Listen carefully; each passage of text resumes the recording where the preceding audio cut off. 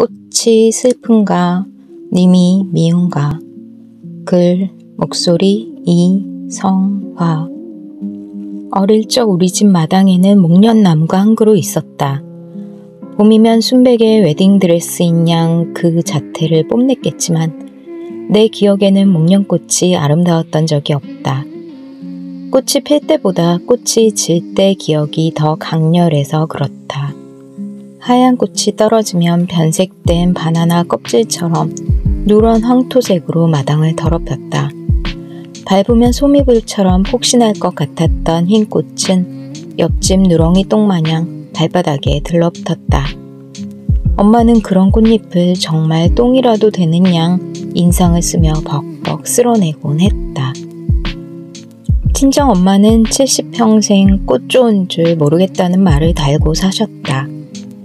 앤서니 스톤은 고독의 위로에서 머리로는 인식하는 아름다움을 감정적으로 느끼지 못하는 것도 우울증의 한 가지 특징이라고 했다. 어쩌면 엄마는 우울증을 알았을지도 모르겠다. 애정 없는 결혼 생활과 빈곤한 삶 속에서 꽃도 자식도 예쁘게 느낄 수 없었을 테다. 집안일에 무심했던 아버지가 마당 한번 쓸었을 리 없으니 언젠가 뽑혀나간 목련나무는 그저 일거리 하나 갖다 버린 정도였겠다. 자식이 아무리 예뻐도 좋아하는 일이 있어도 인간이기에 홀로 외로운 시간이 있다. 그럴 때 가장 가까이 있는 남편이 조금만 보듬어 주어도 위안이 되었을 텐데 그 시절 남자들이 을에 그랬듯 무심한 가장 치닥거리에 허리가 휘는 날들이었을 테다. 아버지가 집에 한동안 안 오시면 오히려 편안한 시간을 보냈다. 그렇게 집을 비울 때마다 부산에 계셨다는데 그곳에 딴 살림이 있었다는 건 나중에 일이었다. 그러면서 적반하장으로 의처증까지 있었으니 엄마 얼굴이 그늘져 있었던 건 당연했다.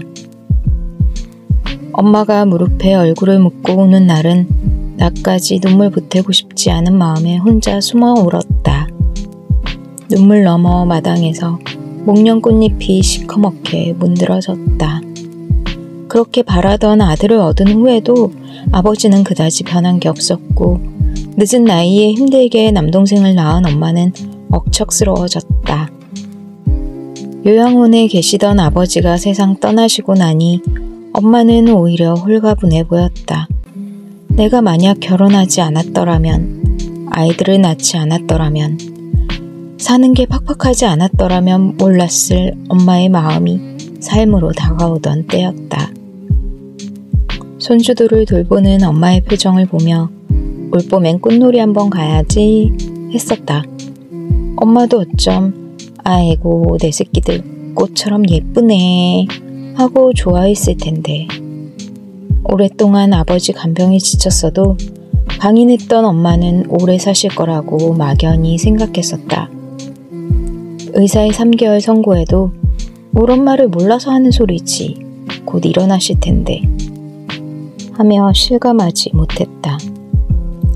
봄꽃이 한창이었던 한 계절을 꼬박 병실에서 보낸 엄마는 어버이날 떠나셨다.